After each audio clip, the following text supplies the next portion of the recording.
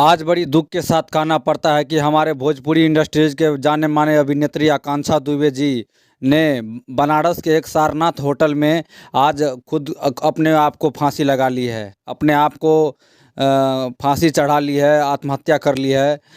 आज बहुत दुखद घटना है भोजपुरी इंडस्ट्रीज के लिए।